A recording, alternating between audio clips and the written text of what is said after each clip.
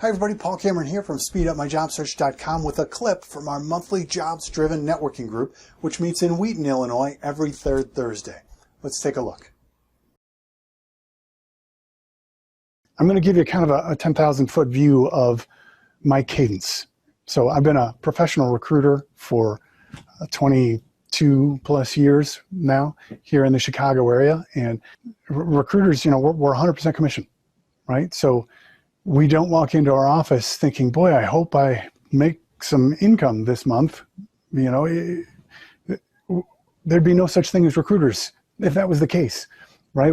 We have a set process. If I do this, followed by this, followed by this, followed by this, there's a process to it. There's a cadence. There's a timing to doing this. So we walk in and say, how many times am I going to be able to complete my cadence this month? Cooking is very similar to this whole job search process, because with cooking, there's a lot of different skills. There's timing that's involved. There's, if I'm going to cook a meal, I got the main dish that's maybe it's a roast, but then you've got vegetables and you've got all these different things involved. And when I get in there, I'm feeling all this pressure because all of a sudden the vegetables are done, but the roast has got like another hour. And then this other thing that I made, I don't even know what that is. And when do I start that? And how hot do you make? And there's all these different things and pressure, right?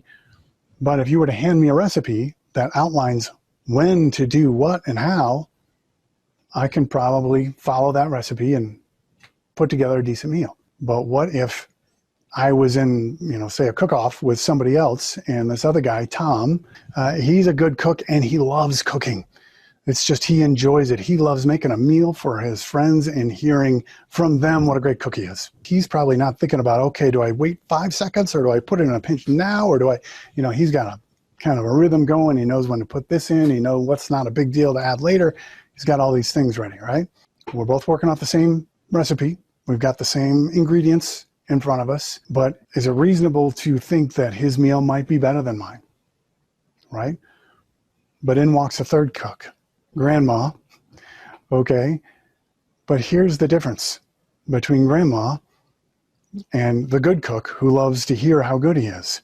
Grandma's a great cook, enjoys cooking, and loves the people she is cooking for, right? She knows that John has got an interview coming up on Monday, and this is his favorite meal Sunday night. I know he's going to feel great if I just do this perfect for him. He's going to have the best interview ever, all right? And she's thinking about the person consuming the meal because she loves that person versus I love hearing it about myself. And you think about that from the candidate's perspective. As you walk into these interviews, you can be that person who can follow the structure and recite the script and read off that perfect interview question answer, or you can be the person who is a great interviewer and knows he's a great interviewer and loves to hear from other people. That was a wonderful interview.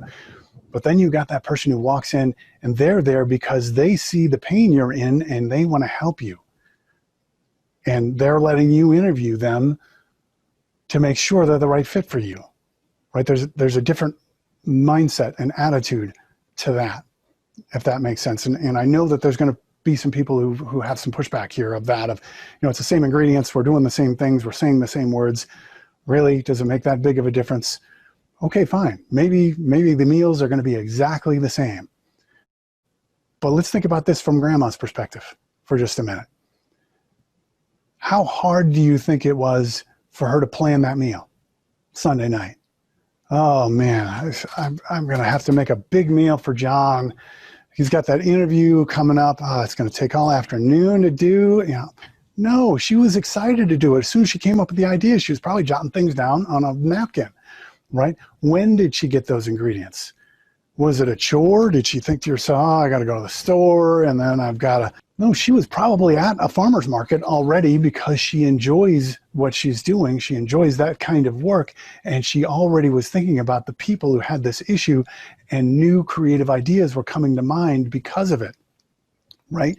Now we're in that cadence of getting things done. She needed to talk herself into adding extra things. She's like, oh, well, he's got that food allergy, and now I'm going to have to customize this specific kind of bread to make sure that it's, gluten-free, and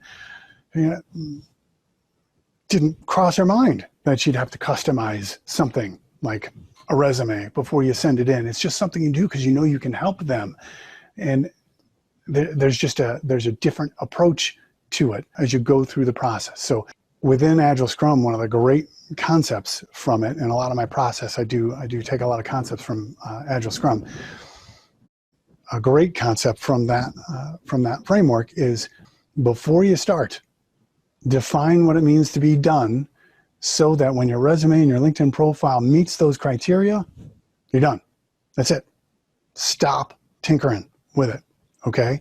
So for me, the definition of done and what that means is that the resume is ATS compatible, applicant tracking system compatible, which means when you send it in, the applicant tracking systems can parse your information out. They can read the information and put your name in the name field, your email address in the email address field, the phone in the phone field.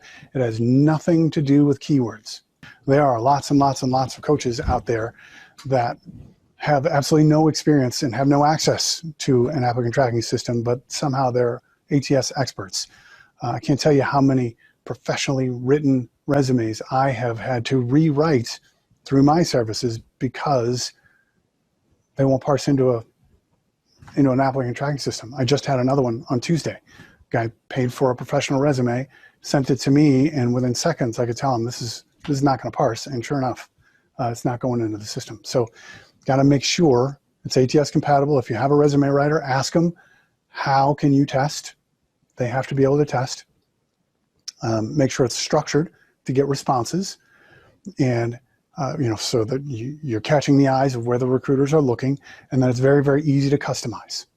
Okay, and I explain how to do this, and I'll show you inside the program later, but in the free course, I've got 10 steps, 10 free videos. I've got one on resumes, and it shows you specifically how to do that. Let's jump into the actual meal here, cooking the meal. And somebody had mentioned in the questions beforehand of, hey, where do you get leads? How do you do this? I'm going to show you how to get 20 to 25 leads very consistently and more easily than the effort you're putting into getting 3 to 5.